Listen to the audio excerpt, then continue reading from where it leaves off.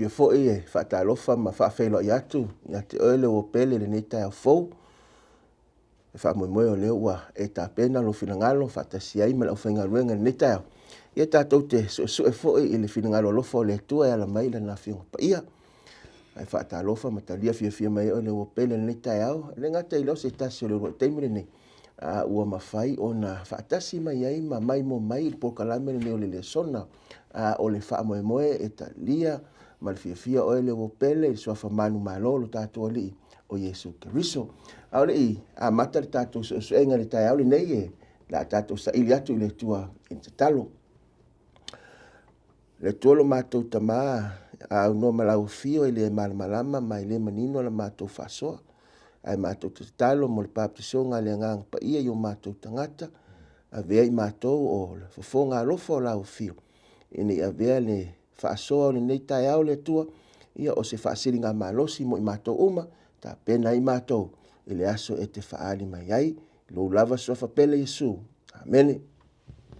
O le sosuenga lona lua le nei, be aso na te nei whatoa amata i le sosuenga le nei, ua whaautuina i ti ngā onga o Keriso, i ti ngā onga o Keriso. Lo tātou sawa vale mau sosuenga la le nei, lona lua le o tātou tau nuu mai ai.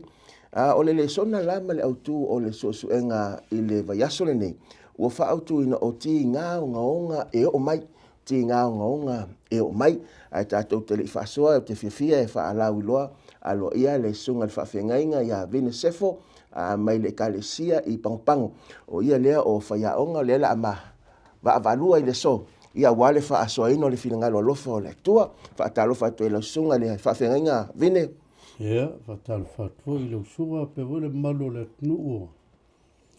Ma wala wanoa mai mō mai tatou le sona nitai au, whaatai. Amene, ole autu la lewa uma na o fofola atu o ti ngā onga e o mai. O lono winga o le isi e le whamtalanga o le upo ngaonga pe whion whaaso vasun tene. O ni ti ngā e matuitui po o ni ti ngā e o mai i le tangata soifua po le tangata whatotua. O le tusi le ala tātou vavai le vaiaso ni lau sunga le whengenga. Pe o leo lo telea i le tala ia i le tusi na tusi la apostolo Peteru. Wa o nā leo lo sa wai le tātou mau tauloto. Ia po le matua tauloto fo i po le mau autua le suenga. I le mumol Peteru lona mta upo e wha. Lona whai upo sefulu ma le lua ma le sefulu ma le tolu. Leo le whaitawina mo lau whaafunganga. Le au pele. Aua tau te ofo i le toftofonga pe o le afi. Wo o ia te o tau e whai ma toftofonga ia te o tau. Pe sea i o se mea fou wo o ia te o tau whai pasu tolu. Ai whaapei o na tofusia o tau whaatasi ti ngā o Keriso. Ia o tau oli aima ia fia o tau male oli tele. Pe a whaalia mai lona mamalu. Taua ia whaitau po o le soa whaitau ni a lo sunga le whengainga. Awa leo lo tau mai nei. O tofotofonga o nisi o mea e tā pena e tātou le whaali mai o Keriso. I lona mamalu po le aso e toe a fio mai lo tātou matai. O leo lo mai nei le ata foile o le me foile o le whaali usuava ino le o mea o na whaali usuava ili o mea e tuutotonu o le me pei o se tamaipusa. Ia o na wha mumulea o le afi e le tutusa ma le afi fo le fai tato me ai e ai lona malosi e sili atu ina e mafai ona amount ia le o mele ia mafa liu suava ia o le na le ata lo fa tu sei ia ti nga onga ia lo fetala ia le apostolo o Peteru e ta ua ia le fa amtalanga le lo ia nei pe ona moli mawina le fai upu lo fai le fai upu na se fulu ma le lua. Fai mai le au pele, aua tau te ofo i toftofonga pe se i o le vaenga lea, aua tau te tei pe tau te ofo i le vaenga lea, i le whaamtalanga, le whai upuna si fuma le lua, tala le wanopa le lau whasoa lau sunga le whenga inga. Me mo au le, o le melo ti ngā le mna mia sisi. Tau le. Le ia sisi o leo langa le mo mia se ti ngā o leo langa. Ala wan sulu tangata te whalemai ua mana o mapu mai le tina. Manolo, ia. Sauli. Ai. O le e whaatusa e. Ma mai e Peteru le ata le tangata Kerisiano. E le file mule o langa o Kerisiano. Kerisiano. Fe mai e whapea mo me o le awingi o le toftofonga o le aulo i le afi. Matau lia o le. La sangan mele o le aulo e pea tatou manino ai. Le whamtala mai e sunu ia. Ia o aina liu soa vai a tatia mai le aulo a tau le toftofonga e peo le afi. O lono winga e leo se mea foi le saunga le mua tangata. O le mea la ngona e tangata ua fia luese. Ua musu. Vai le asi sau tatou e fia la talata i se afi. O monga o tangata e fia luese. A le mea sili e na whamarsia le whamtalanga o maulea. Fai mei e peise i wo tau iai whaatasi i toftofonga. O longa winga o le iai o tangata i toftofonga o le Kerisiano i toftofonga. O le tofo foi leo le tangata i toftofonga. I ti ngā ia no ia Kerisiano. O lono winga so se tangata Kerisiano e tatau ona iai i toftofonga e mea taua. Mai ama vai la toftofonga le. E ka kaunga o kou fia ai. Ma oli ai. Wa ama vai. Ka kou ke iai le mamalu le whaali mai Kerisio pe ama vai ia. Ia toftofonga longa winga e leo se mea. Te iai pe ofa ia. Tau te tangata. Ta pena te mi uma. So se taimea ia expected ngaka Kerisiano. E ti ngālan savalika. Amen. Ia whaftai. Ta ua wa le pe awhai whaasolo le vaenga na ni mta upuna lo ili tato ma wautu. O isi a mea a le whai mai whamtalanga mai ili whai upes fulma le wha a whai upuleanga ina o tau ono o le suafo Keriso. Amu ia o tau a wa alo o tau mau ia te oile nganga mamalu o le atua. O lo o whai o ia e ila tau a ua vi ia e o tau a. Ta ua o whamtalanga le wai. Ia te mine manato le tangata fo le Kerisiano le te tau onto o mani whawhita uli mani toftofonga le o langa Kerisiano. Tau ona saunga le mulu savalinga. A le o te whamanato mai e le tua. A whaila le upulanga, ta ua ia le vaenga le lausunga le whengang. A whaila e upulanga mai tangata ono le whata. E le upulanga mai a tātou, a o lo whaianga i le tua. E se le loloto le vaenga le mani mai moanga lea. Ala sau. O le sirenga a wala e malo se tangata. E a whaia e mo i lo le leo le li malo utali e ino Keriso. E le ila se meo ke popole langa e leo whaia wanga usi kaimi. E pi ke fefe i mea ia, o ngā ulai ke ngaku oe. Ai malama e leo oe le whai mai e tangata tala ma amusia. Wau le sile me musu o ngaka aloe. E tau Iesu, makala Iesu. O ngā le vainga foi le wha tangata wape a. Uke a kua e ula mai tangata e te. Ai ngalo ia kaika. E leo kaika le whai mai, o le whai ka ngaka ia. I le tua Ia le Iesu. Ai wha manuia mai ia Iesu ia. Ia oe le amusia ngaka. O le siri ngaka. E mangui ai oe. E te mawhawhau e isi teimi foi le e wala uli ai. Ia ainga a pe e whai mai. Ia lela aku, fiu whatari. Lela aku, ia fiu whatari. Ai ngalo ai, e le o le tangata lea watu e watu le wala au. Ai o loo le wha maoni, le wha amtalanga lea. I le e ona le ngā ruenga lea loo, ngā rue ma onai. Ma o se lui wha maoni le, ma o se lui le mo tātou le so. A o lola ina o tātou malamalam.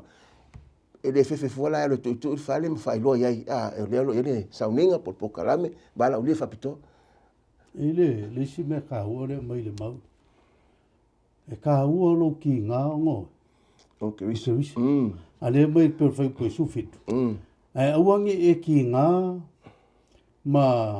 mga kua sawa inga o ngongi me leanga wea. Walanga e iskanga. E ki ngā o me leanga langa ke. Nga ke whaia.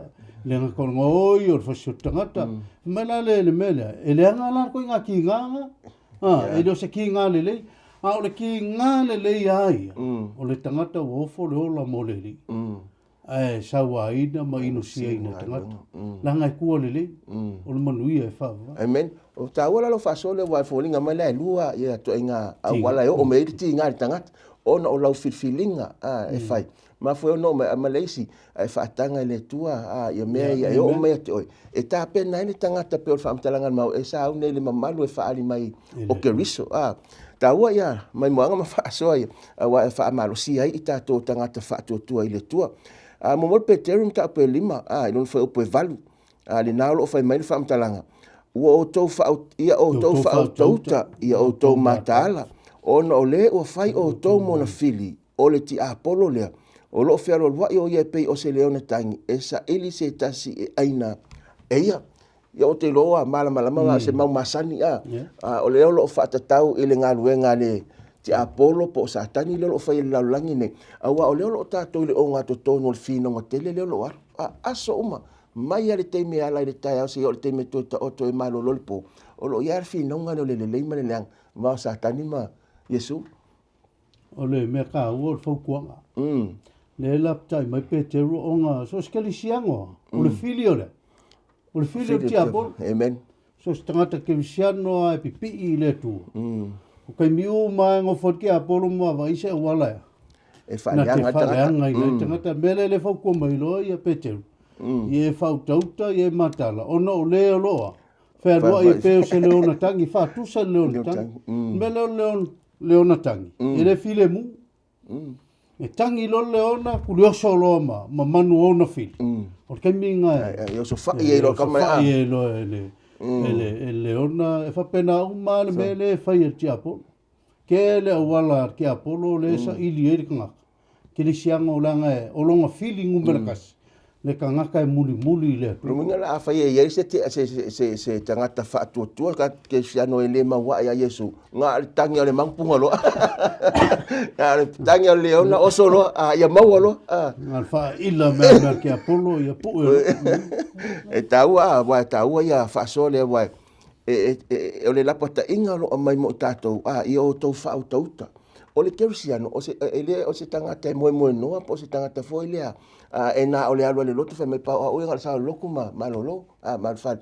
O le tangata kerisiano, o le tangata e tauna tā pena, o le tangata e susu, o le tangata e tatalo, o le tangata e tuatu lona loto o lona whina ngalo ili atua. A le mātaala la, i o taimi le whai mele whamtawa foi, o taimi e taunga le mua i whapea le o mai, o taimi ngai aso whai elo ia tātou le ti Apollo. Ai ele forfolanga matangofia na le mo Peteru ta pe lima non fai pe se fulu pe a fai tau no fai mai o le atua e ona le lofa tu no o malava o le na vala a wina i tātou ia i watu i lona manuia whaavavau o ia ke riso Yesu pe a tinga ina o tau ina yaso ia wha ato ina o tau e ia lava ia wha atu mawina ia wha malosia ma ia wha avaina o tau o ka se mana i o le folfolanga le atua mo tātou uma. Wa e ui lava e iai ia le te Apollo ai ua manu malo ia Yesu. E pole a lava la le isi mai moanga ponisi o mea o mai i le tangata kerisiano. Ai o loo iai lo tātou wha moe. E mwhaila ngā mausari le mea ngā lau songa vai whea. I ngā wei le mea le tau tala i whai po iwa. Iau tau te e atu i a te ia. Ina ia mausali o tau i le whaatotua. Mau o tau i loa o tau whaatoina ia lava me tinga.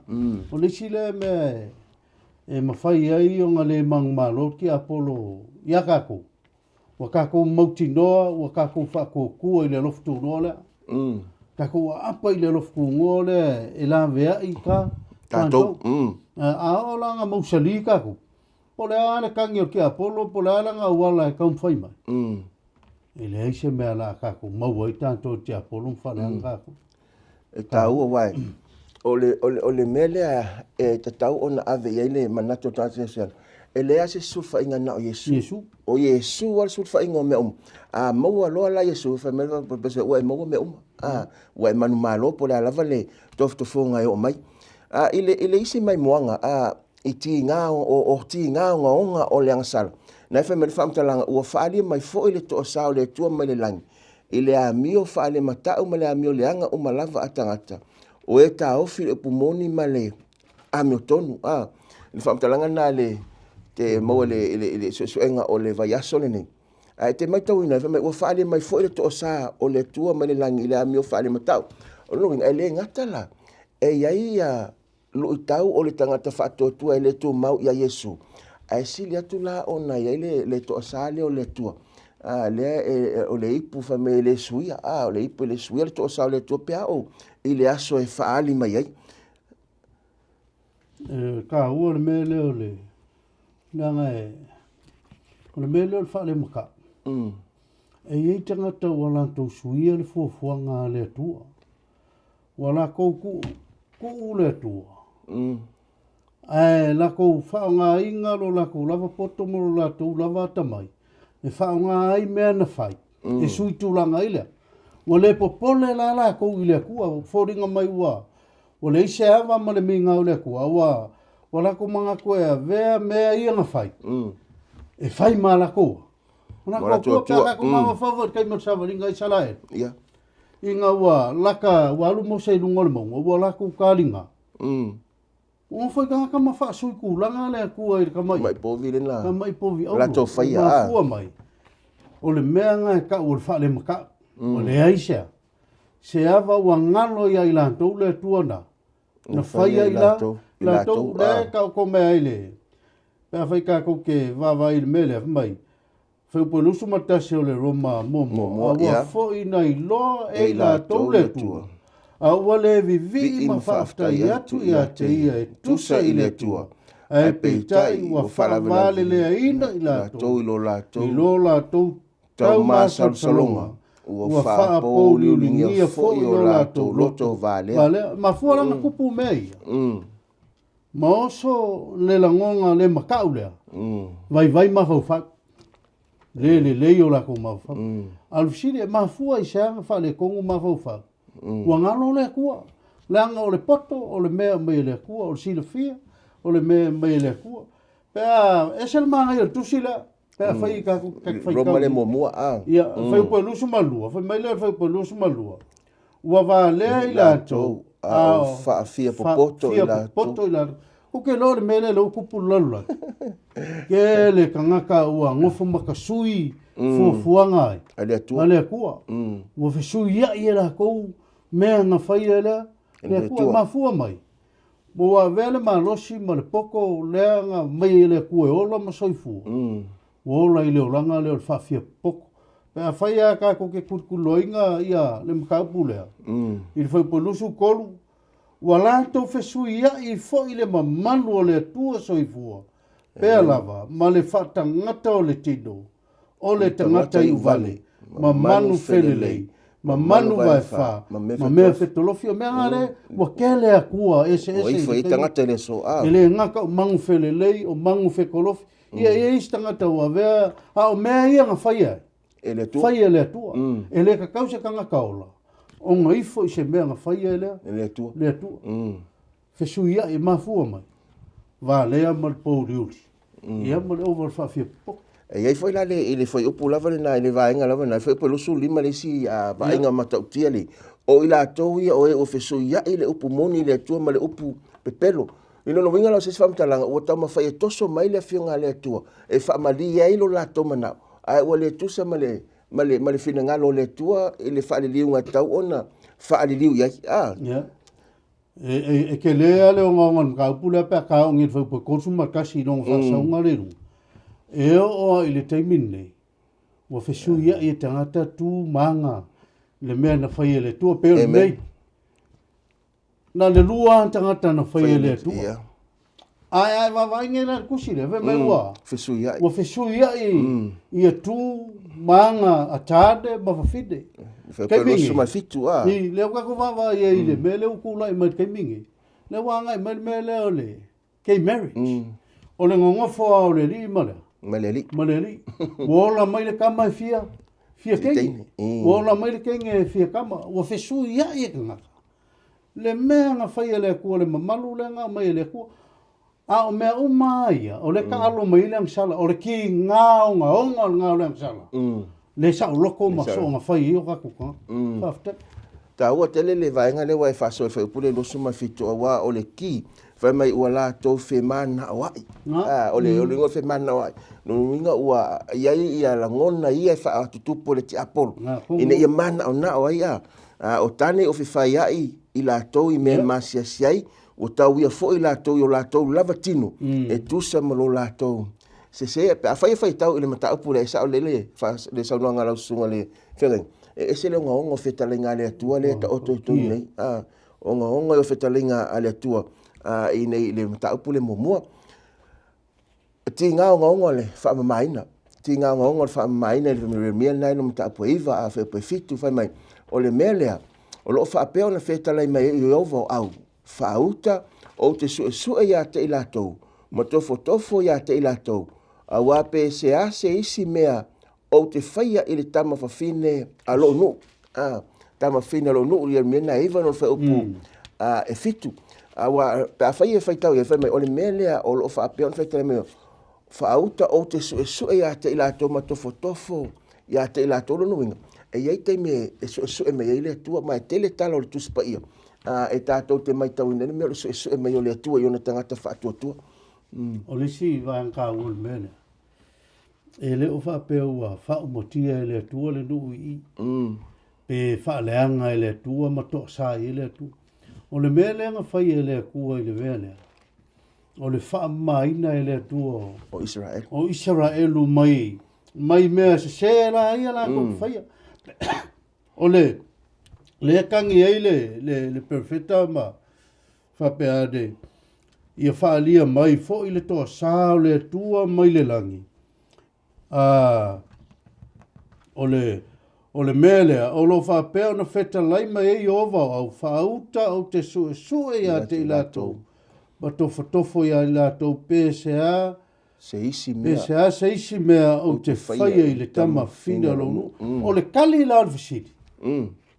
O le whamainga e le akuore. O le nuu maile lo loko wae. Pea whaika ke whaitawina ia, e ka ua ia la wawai. E onga mai e oisi, whai mea o le mewa kupu i le nuu. Wala i koe ngā olanga whanga le a kaukala file mu kaukala i le alofa male wo e peia e moi.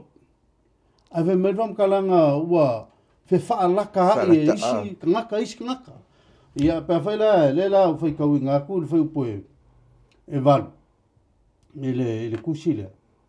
O la tau lau whaiva. O ufana ia e oti ai.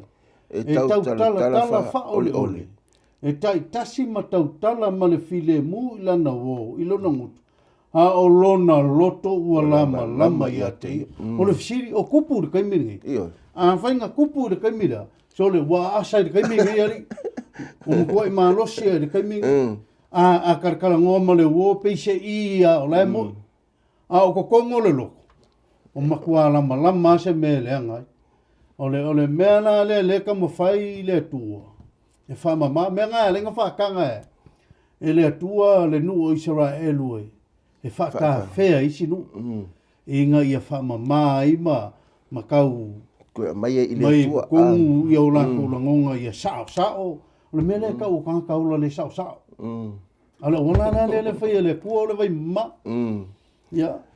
O le awala fo le mawhaio na whaia e opo o le sesita e wha o le atua na te whaia na mele o le wha mama e no le tangata wa e nisi te mka ko fa ka ko fa maka ko le umi e na o fafo ai lo mafai no mama to no le fa me fam talanga le o lo no loto wala malama ya te lo no wing ele ato le fa mama ina le tangata ai o le tiu te le mal nga luenga le tu pe fam talanga le mau o lo fa pe fe tele me o fa auta o te su e ya te lato ma tofo ya te lato wa pe ase isi me o te fai e tama fa fine alo no ta ua li fam talanga le e onga le upule fa mai o la ko lo faiva o fana e oki ai ko ke lo le ki al fam talanga ya kopo me ya kopo o le lo faiva o tangata e fainga ve o se me mu o se afkele a se fa nga ko lo faiva o le e mapunga mai ai ni kala lelele ya fie ilis ko wa mal mele le ku fa ole fa ole lis ko kalis ka ai wa piko sile linga ko pur kai mingi e ai ko le kalesia o kele ga ka ka fa ole ai le ka wa ve ka ko ngisi e ola ile ko nga a o so fu ke riso lo ola sa ola total wa le isi a lo so fenga o manua fo ia le faatino po le tapo sa e mafai ona pepe ma o le manua o le loto o no famtalang o se mea e whaingata o na whaunga. E mana tua pea, ia whaamtalanga ma upu pea o na le whaunga le le lau whaiva. E te tau na whaunga le lau whaiva, e mai ei se upo le ola, upo e whaamalosi e i le isi au soa tangata. I le lua koronito, ne whaelo a mai le susu e ngole vai aso ne a lua koronito na suma lua, i lona whai upe fitu whai mai ina ne i whaa mawalunga ina au i le siri ese o mea na whaalia mai. Sa tu ina mai i atia o le mema tui le tino o le angelu a satani. E tu i mai i atia au ina ne i o wha mawalunga. Le wha mtalanga le tusi o koronito le lua, whai upe suma lua. Amta upe suma lua lona whai upu e fitu. So leo ke lo le tala no paulo i longa o langa foi le whalenga i le mawalunga o longa o langa whalenga. I awangi i avele o langa le mawalunga o longa o langa whalenga. Mawala e. Vai maulalo i le iska. Vai mawalalo i le iska ngaka ma mangako e alu sao ane mea. A fe maila ia. Maila o kala o le mela le whaanga o le o mai o vai vainga. Mai o lo tau tala ia paulo le mele o vai vainga o longa. O longa. Mai paulo. Au ke le wha mawalunga la langa o le a fwe ngalue mai sakangi. E kui mai a. O le ngowinga. E eile kai me vai eile. E le tangata. I awange ia se wha mawalunga i longa malosi whaleanganga mo longa silufia. Ai lo lele. E eilong kai mea. Vai.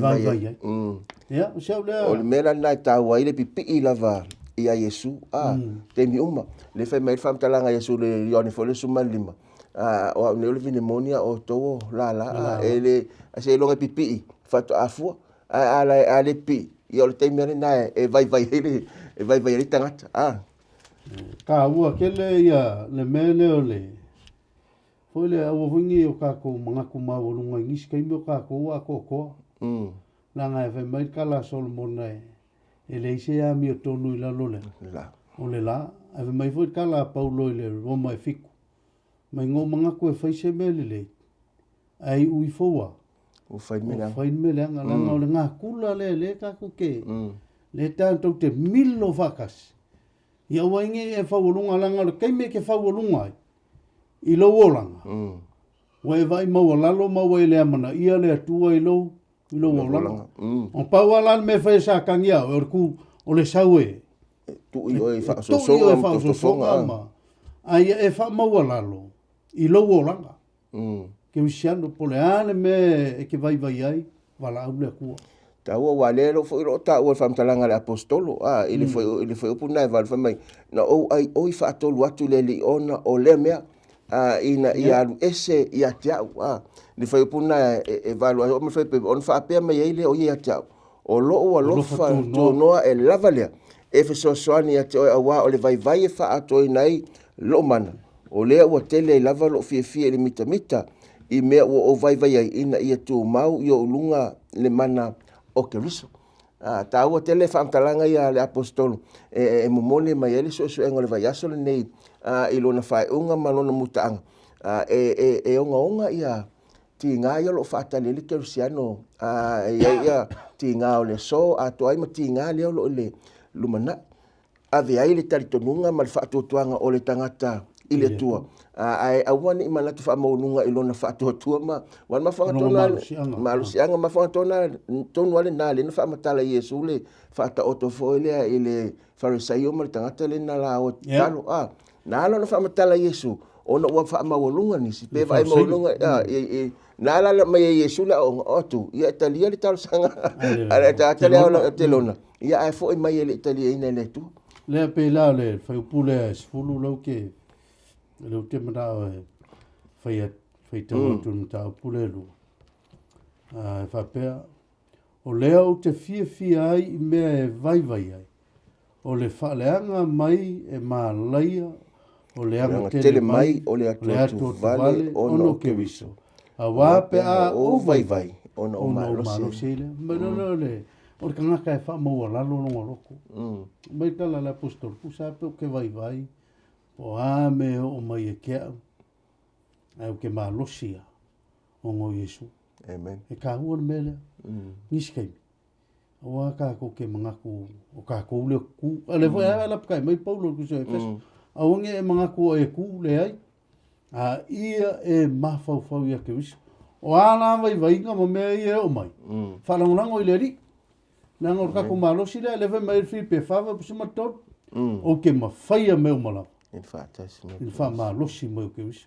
Ia, fa mo mai le ku ni vai ma ka reso. Faftai mo le fasoa, faftai la sunga le whengainga, mo fasoa ma whenangalo whalia, ma manatu whalia, i le so engo le so, fa mo moe la ua pele, ua whamanuena, ia lau whafonga, i le fasoa o le nei taiao, to e wala ulia foi, oe, i le isi a tātou pokalame, le temi masani lava, i le pokalame le nei o le sona o le wha moe, me ia te au, ma le sunga le whawengainga, ia Pastor Vine Sefo, ma le kalesia, as fito le toi fio mai i pang e o falofa ma vai atu ia te ole wopele manu ia tiute ma luenga whenga iai ala o whai una i tātou se talo le tualu mātou te ma whaftai mo lo wheta lai tu sa o mai o mātou whalonga ni fo tai au au wae e le aiso mātou malosi e le mawhai a fo i mātou no te atu le ti apolo pe a whai mātou te whalangolango e lo mātou ata mai ai te tau no mātou whalangolango atu ia Yesu o ia o le na manu malo ina ia toftofonga manu i tauma whamanuia le tua i le wopele o lo mai mo mai whamanuia mai o le tua se ia mātou toi whailuai i le isi a mātou whasoa le te meonuma i lo sua whapele Yesu. Amen.